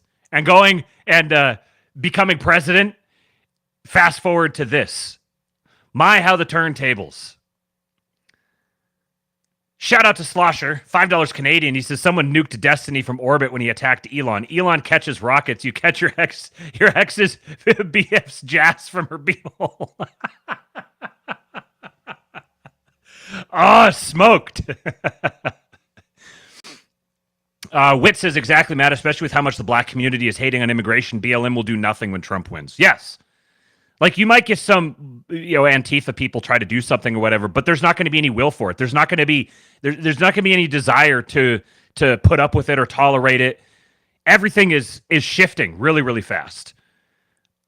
Gaffigan was great. Yeah. So even I remember not that long ago, Jim Gaffigan being like squealing about women's rights or abortion or whatever. And he's out here just absolutely dunking on Walz and the Democrats and Harris in ways that would have been unfathomable even a couple of months ago. Suddenly, Trump is normalized. Everyone's just accepting him now. We're seeing what things are going to be like going forward. There's just going to be token opposition. The Democrats have been rendered the outer party.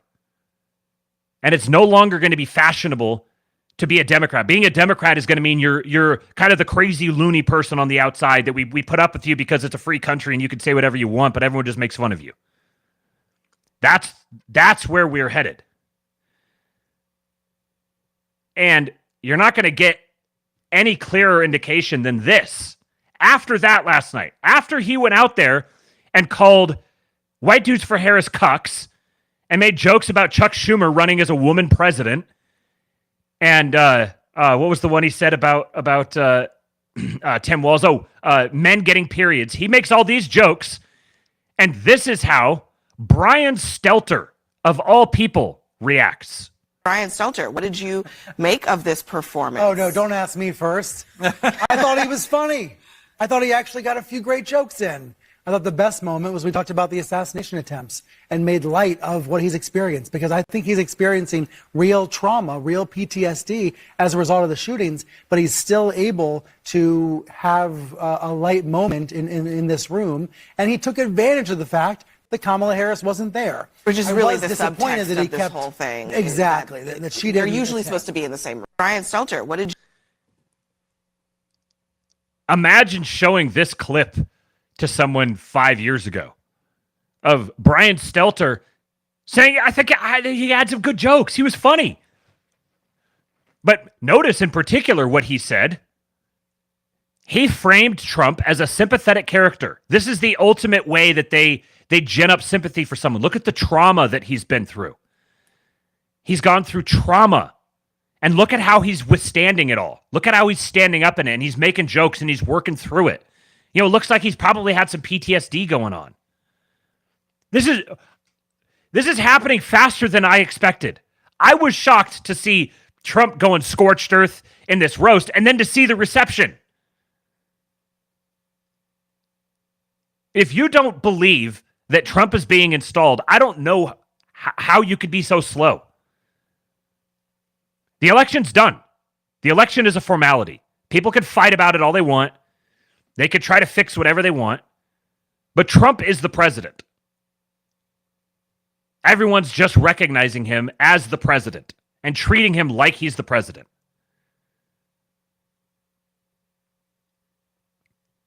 Remember how I told you, the comment I had on this here was, I said, remember when I said several weeks ago that we weren't far away from prominent lib politicos suddenly abandoning the narrative and pivoting to pro-Trump? We're much closer now than we were then, and once it happens with a couple, it'll quickly turn into a wave. If someone had told you that Brian Stelter was going to be Trump sympathetic on CNN after Trump made a bunch of really uncouth jokes at a fundraiser and shitting all over Kamala Harris, you would have never believed it. But now that's happening. And more than that, you don't just have talking heads. Pennsylvania Democrat Senator Bob Casey, up for re-election, is airing campaign ads promoting his support for Trump's trade policies. You couldn't ask for a worse sign if you're Kamala Harris. And he sided with Trump to end NAFTA and put tariffs on China to stop them from cheating. So in this House, we agree. It's Bob Casey who's doing right by Pennsylvania. I'm Bob Casey, and I definitely approve this message. Prominent Pennsylvania Democratic senator running for re-election is advertising that he's a pro-Trump Democrat. Why do you think that he would be doing this if Pennsylvania was truly a swing state? He's seen the numbers. He knows exactly what's happening. He is a creature who's very adept at skating to where the puck is going. And it's very obvious that he has accepted as a foregone conclusion that Trump is going to be elected and that aligning himself with Trump will help his own re-election possibilities. Another one. This is a little more oblique, but it's still there. Wisconsin Democrat Tammy Baldwin, another big swing state. Supposedly, Wisconsin's hardly a swing state. Like, Biden won it fairly handily. It's been one of those, like, maybe second-order swing states like Michigan that a few months ago was like, oh, there's no way Trump's ever going to compete here. Now it's like, oh, man, it might be closer than we think. Well, it's probably even closer than that because here's Tammy Baldwin, who did not show up for Kamala Harris's rally. Nowhere to be seen. She's name-dropping Trump and someone else other than Kamala Harris. Tammy Baldwin got President Trump to sign her Made in America bill. And then she got President Biden to make it permanent. I'm Tammy Baldwin. I approve this message. So she's implicitly endorsing a Trump decision. And the credibility she's casting is Trump and Biden. Nothing about Kamala. This is a concession to Trump's inevitability and a recognition by prominent Democrats that getting elected means appealing to Trump voters. These clips are a thorough, full-throated acknowledgement that Trumpism is the predominant political force in America.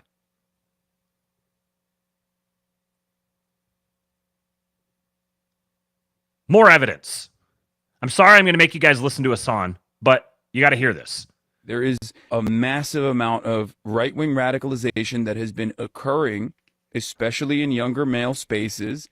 Everything is completely dominated by right-wing politics. If you're a dude under the age of 30 and you have any hobbies whatsoever, whether it's playing video games, whether it's working out, whether it's, I don't know, listening to like a history podcast or whatever, every single facet of that is just completely dominated by center-right to, I wouldn't say far right in the same way that it was back in like the 2016 era at the end of like Obama's administration, but like definitely center right to Trumpian right, like openly Trump right, not like genuinely neo-Nazi. That part is quieted down a little bit, but like they're like 90% of the way there for the most part. And that's it. Everything that they see is right-wing sentiment being expressed by individuals that they find charismatic, thought leaders, influencers that they subscribe to. And I think that that is some of the reason why you see this movement.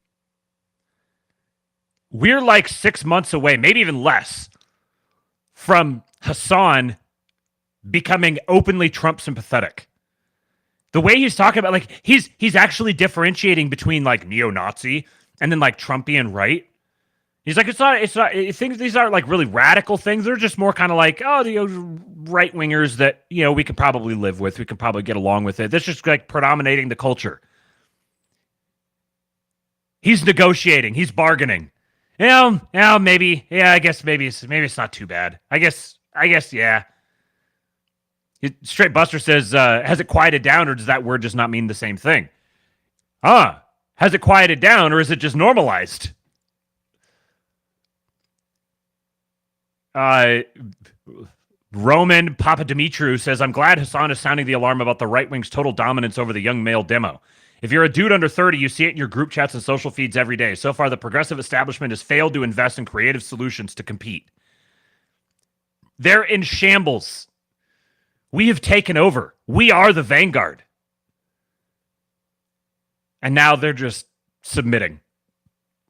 Revenant says the real thread to pull here is that leftists recognize this rightward shift as distinct from the boomer GOP partisanship that they're used to dealing with. They see with lucidity that it is genuinely right-wing. This scares them because it won't be so easy to deal with.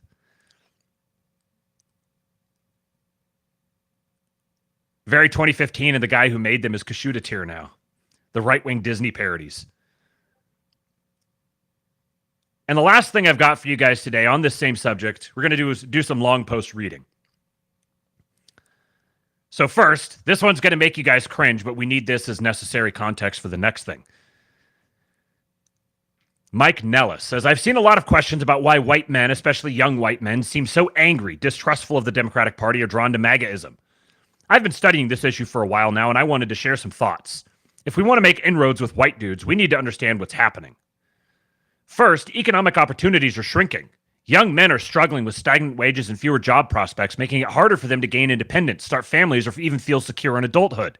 That instability makes many susceptible to the MAGA whirlpool. Second, there's a major education gap. Fewer men are graduating from college compared to women, which has serious consequences for their long-term economic and social stability.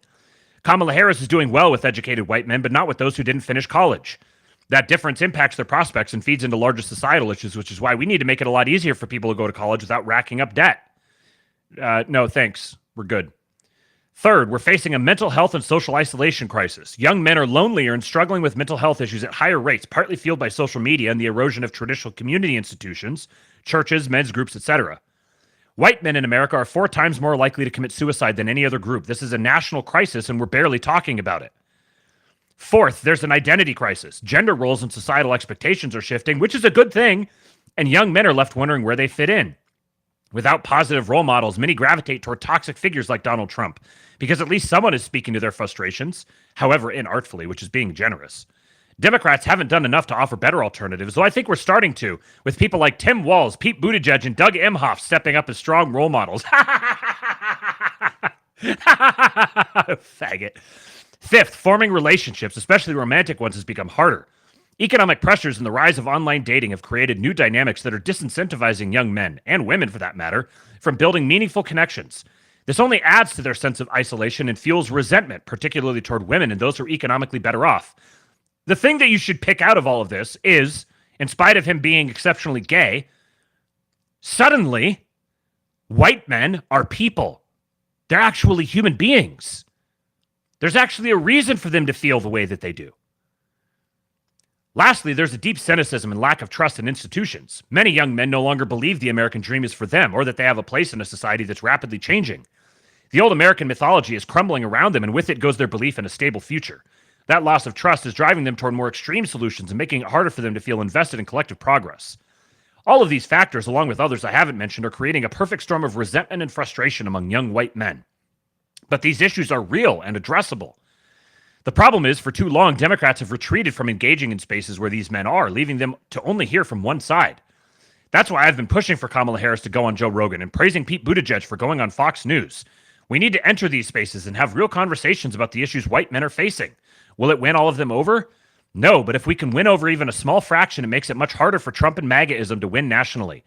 Suddenly, white men are the key voter demographic that the Democrats need to seek out.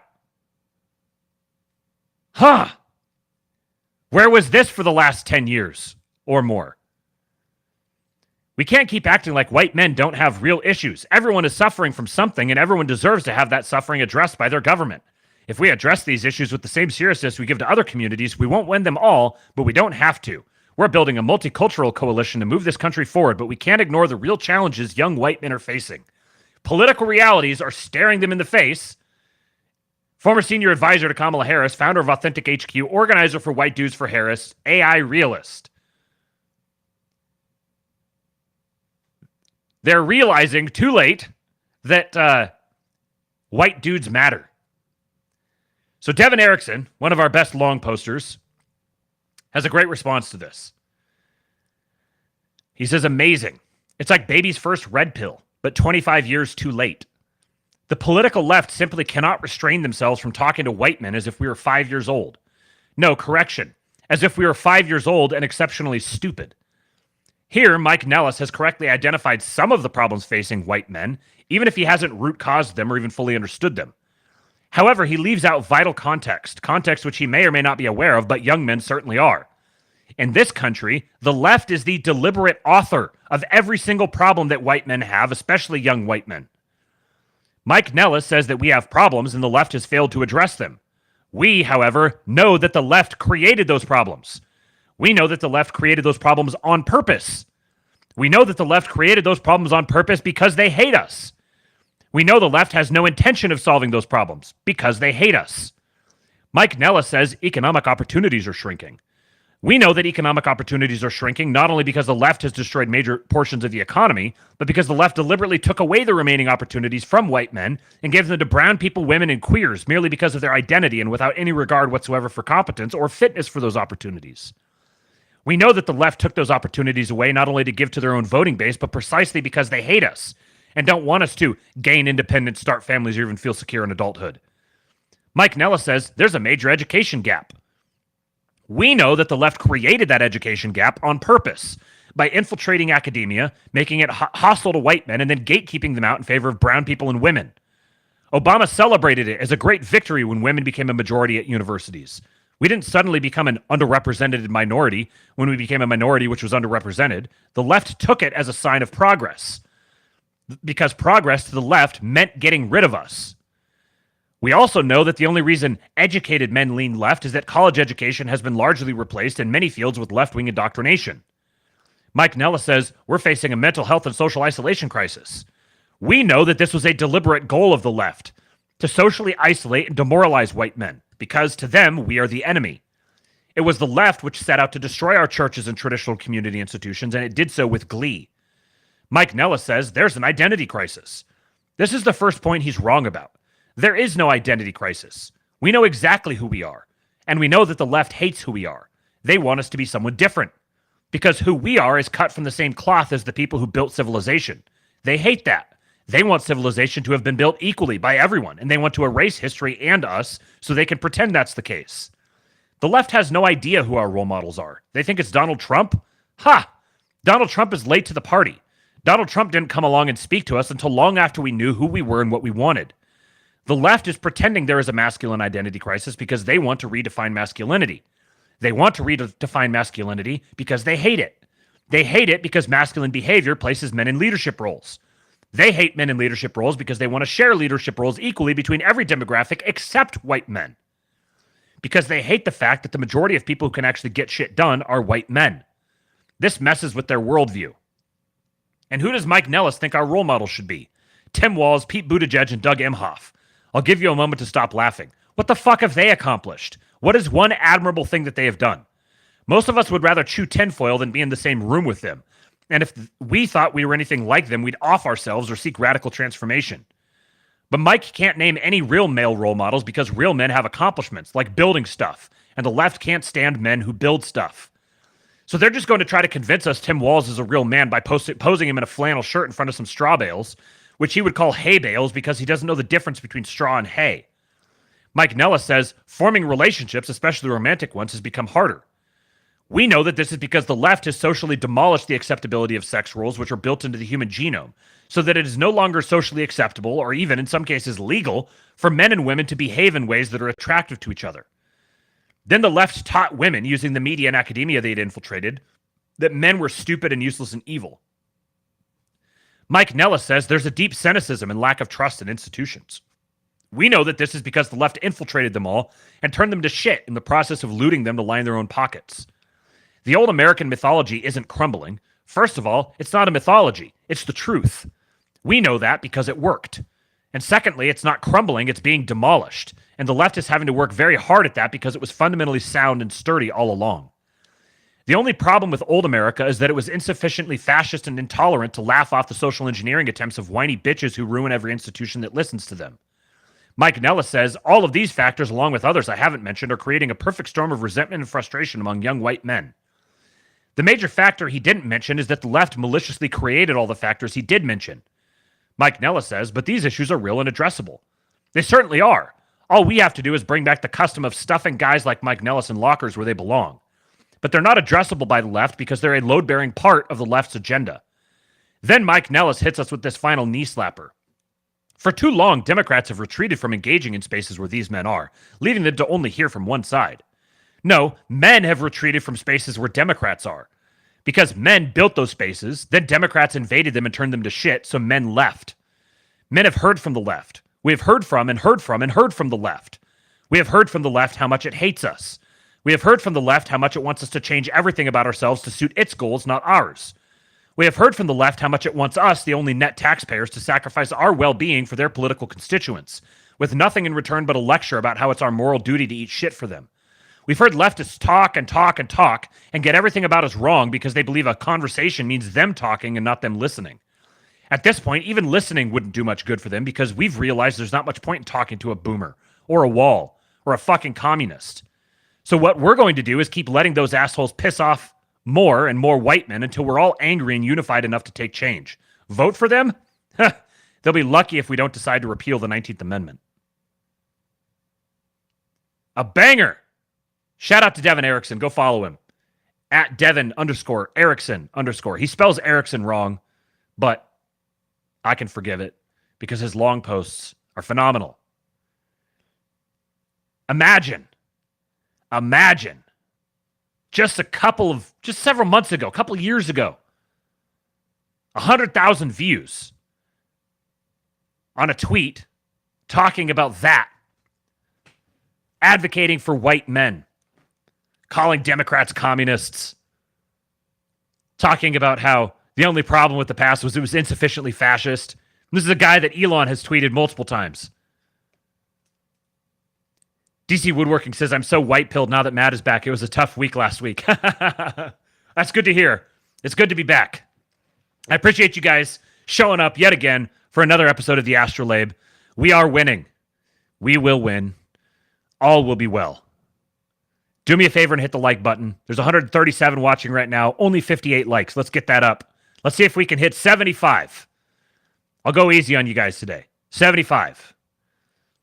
Get it up to 75. It'll get over 100 with the replay gang. Shout out to my replay gang guys out there. We love you guys too. Let me double check this real quick. We are going to have a schizo stream tonight. I was going to look at this up before I started, but I didn't, and I want to see if there are more Tucker Carlson Art of the Surge episodes, because if so, that's what we're going to watch. And if not, then we'll come up with something else. Watch history. I don't want to see my watch history. I want to see the Art of the Surge. Here we go. Let's see if there's more episodes. Do we have more? Season 1, episode 1. Okay, we got 2 more episodes. Art of the Surge, episode 3. It's a dangerous job. Donald Trump risks his life in a rare trip to the U.S.-Mexico border. Battles the media at a something or other. Art of the Surge, episode 4. There's something wrong there. A debate prep session extends late into the night as Kamala Harris takes the stage at the DNC. Episode 5 and 6 are coming soon. So tonight, in the King Pill Discord, we will be watching 2 more episodes of The Art of the Surge. The production value is phenomenal. We watched the first 2 episodes a few weeks ago. Duffhead says, Schizo stream, stop being poor, join the Discord. Yes, stop being poor, join the Discord, kingpill.com, and you can come watch Art of the Surge episode 3 and episode 4 tonight, 8 p.m. Central. Be there, be square, all that good stuff. The best way to support the show, you can also go to buymeacoffee.com/kingpilled. Send me a little cheddar to keep the thing going. I'm doing this basically full time now between this and building our other project that we keep teasing you guys with. We're at 71. Just need 4 more. Give me 4 more likes, and I give you guys Hulk. It's coming, but I need my likes. I need 4 more. 71. Do we got 72? 72. There's 72. Give me a 73. We love our ASTROLABE, don't we, folks? I got 72. Do I got 73? 74. There we go. Skipped right over 73. Give me 1 more. Give me 1 more. And I give you Hulk. Just 1. 1 like. 78. Oh, look at you guys. You're the best. I'll be back on Monday. I'll tweet out the show notes here right afterwards. I got delayed and I didn't tweet out yesterday's show notes until today, but I'll get the thread sent as soon as I'm done here, and I will be back on Monday. Go join the King Pill Discord, kingpill.com. Join us for the Schizo stream tonight at 8, and follow me on Twitter at @RoKingPilled. And I now give you Hulk. They're my hero. And they tried to kill the next President of the United States. Enough was enough. And I said, let Trumpomania run wild, brother. Let Trump Trumpomania